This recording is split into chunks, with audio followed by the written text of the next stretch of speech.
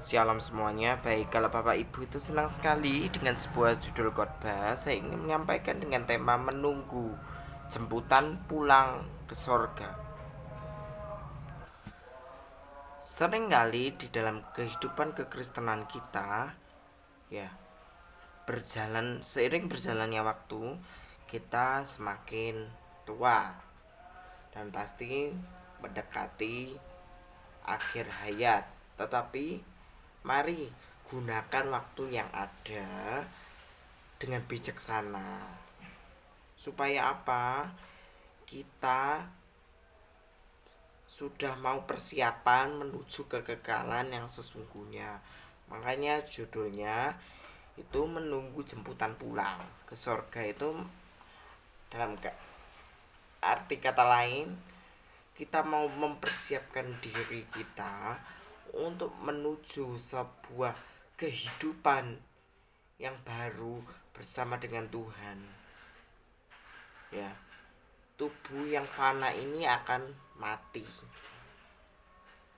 tetapi roh kita akan dibawa Tuhan ke dalam satu dimensi di mana kita akan bertemu dan diberikan tubuh kemuliaan yang baru bersama dengan Tuhan untuk memasuki sebuah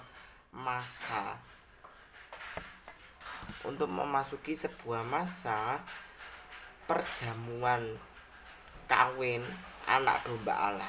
Nah, dari situ itulah yang kita impikan di dalam setiap aspek kehidupan kita. Menunggu jemputan pulang berarti kita harus mempersiapkan jiwa kita, batin kita, semuanya kita persiapkan dan mempergunakan waktu yang ada dengan sebaik-baiknya.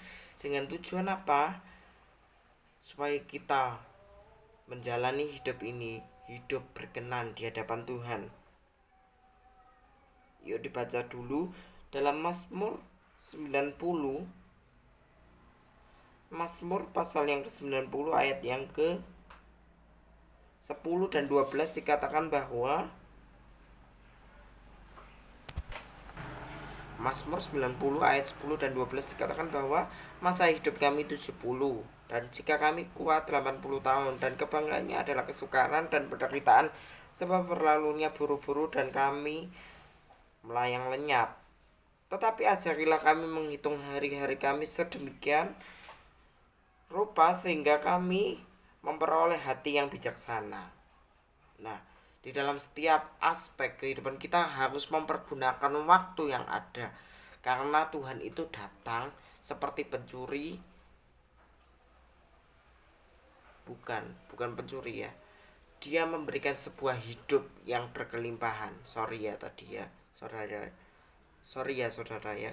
Tuhan itu dia akan datang segera pada waktunya.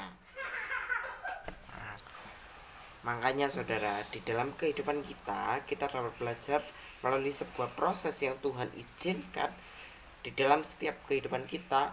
Kita mau sungguh-sungguh melakukan yang terbaik bagi Tuhan dan mempersiapkan batin kita, mempercantik batin kita agar berkenan di hadapan Tuhan.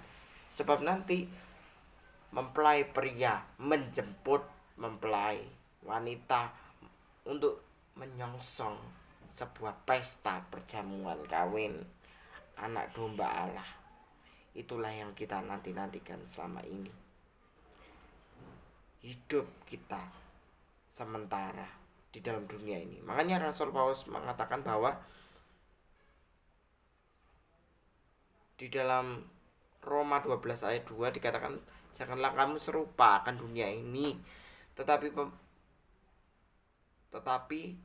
baruilah pikiranmu supaya kamu mengetahui manakah kehendak Allah yang baik, berkenan dan sempurna.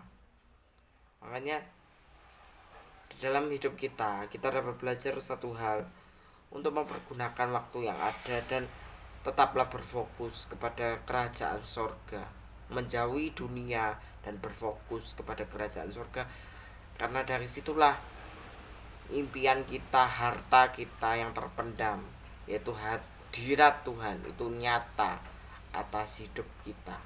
menunggu jemputan pulang ke sorga adalah satu momentum yang besar yang kita impikan sebagai umat percaya, yang harus kita berjuang keras di dalam setiap aspek kehidupan kita memperoleh hati yang baik, hati yang bijaksana.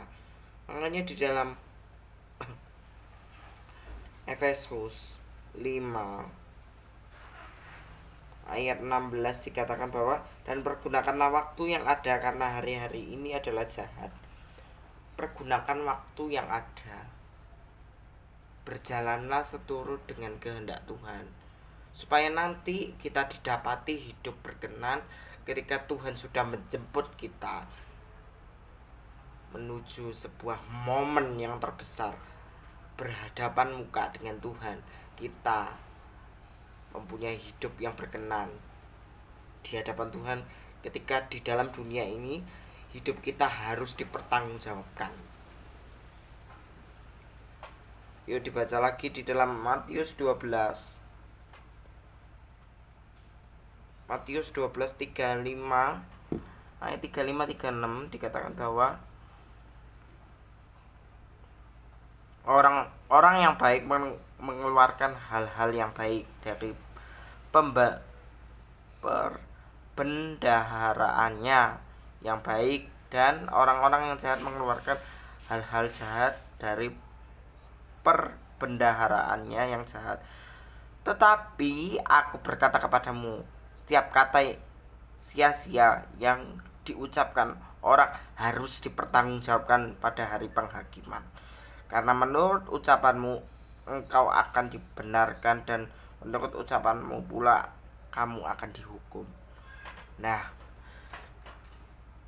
dalam kehidupan kita sebelum waktu pengadilan itu terjadi, tahta pengadilan Kristus itu terjadi, ya kita harus mau, saudara, mempergunakan waktu yang ada dengan semaksimal mungkin, mengoptimalkan yang terbaik bagi Tuhan, dan kita hidup karena firman Tuhan.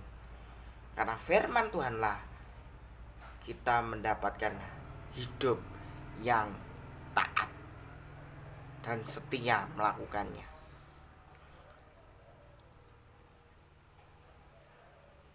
Setiap kata sia-sia yang diucapkan orang harus dipertanggungjawabkan pada hari penghakiman.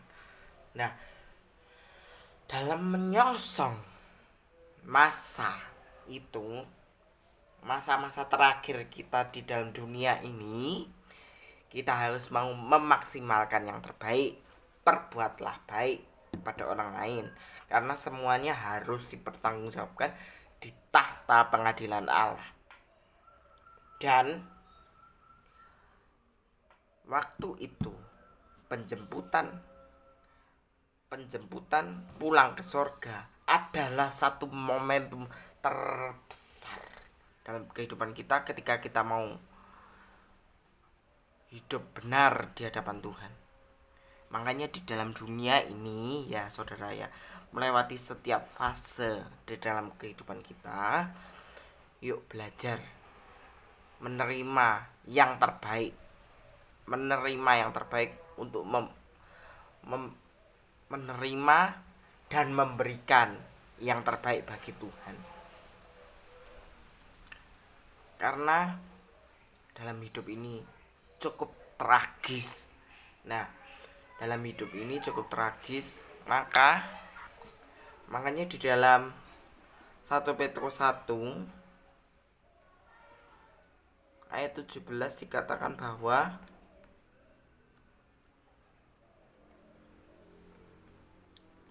dan jika kamu menyebutnya Bapa, yaitu Dia yang tidak memandang muka, menghakimi semua orang menurut perbuatannya, maka hendaklah kamu hidup dalam ketakutan selama kamu menumpang dalam dunia ini, sebab kamu tahu bahwa kamu telah ditebus dari cara hidupmu yang sia-sia yang kamu warisi dari nenek moyangmu. Untuk nenek moyangmu itu bukan dengan barang fana, bukan pula dengan emas atau perak, melainkan dengan darah yang mahal, yaitu darah Kristus, yang sama seperti darah anak domba yang tak bercacat dan tidak bernoda.